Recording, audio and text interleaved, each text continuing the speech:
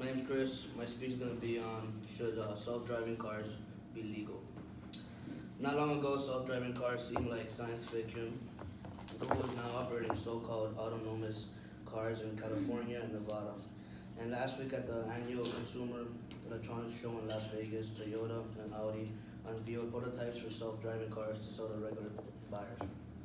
The report says backing up self-driving cars, a consulting firm of KPMG and the Center for Automotive Research recently predicted that driving is on the brink of a new technology revolution.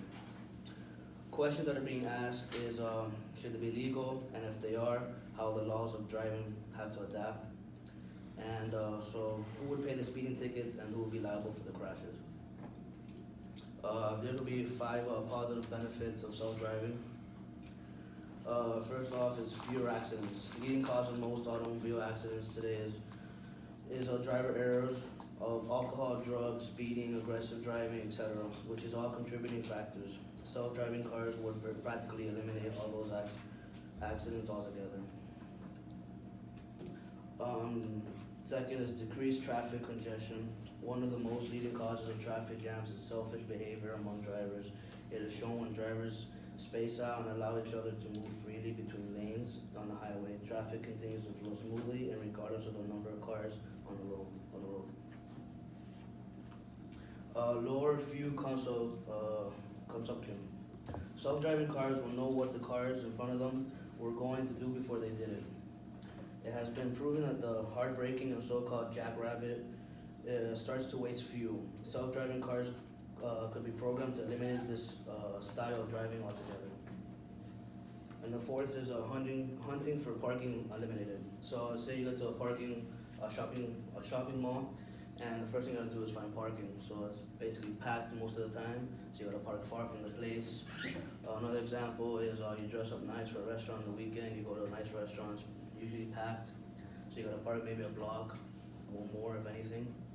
So what the self-driving car will do is it'll drop you off at the destination right in front of it, park themselves, and then when you're done, you call it by the key or a phone app, I don't know how it works right now, and it comes to you and picks you up. Last one is improved mobility for children, elderly, and disabled.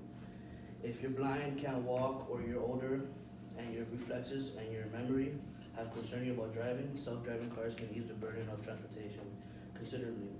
Suddenly, blind people can get to work like sighted people. Children of aging parents are free from work or taking off work to make sure to get to the doctor's appointment. So the self-driving car can be programmed to do it themselves. It will change the lives of the elderly and the blind people by providing them with critical mobility. Next up is 5 points of negative effects of self-driving cars. First off is unemployment.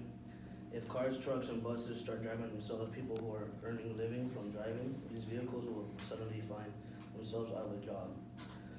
According to the U.S. Bureau of Labor Statistics in 2012, more than 1.7 million people were employed as tractor-trailer truck drivers.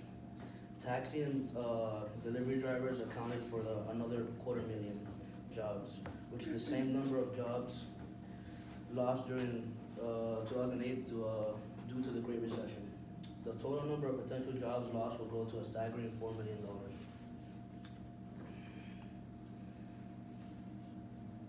Not dollars, or jobs. Second is hackers taking over vehicles.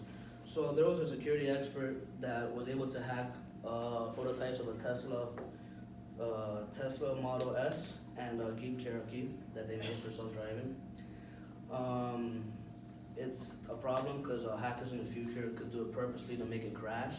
So the FBI has gone as far to caution the people about the driverless car that it can be turned into weapons, striking objects, or strike pedestrians.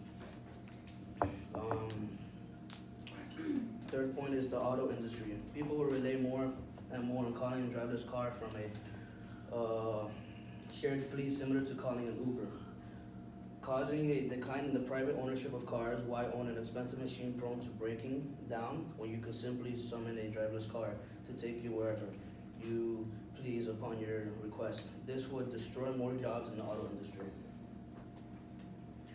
The auto insurance industry. Auto insurers already exist in a highly competitive market with razor-thin margins. Insurance is priced depending on the changes that some risk, such as accident or drunk driving incident. But the result is that the cost of the insurance will collapse as the risk associated with the human driving are limited by technology. There could be potential bankruptcies among auto insurers as the traditional business model will become out of date. Car sickness. So there's a 6 to 12% chance when you're in a car, on a driverless car, that you can get nausea and vomiting. And this can be severe, especially by yourself in the car, of a driverless car. And it can cause a big problem. My thoughts about it is I think it should be legalized, but under certain circumstances that it can do like pretty easy stuff where it won't harm the public outside or it won't crash into people a lot. So I think it should be limited as of now and still have our cars that we use regularly in the days.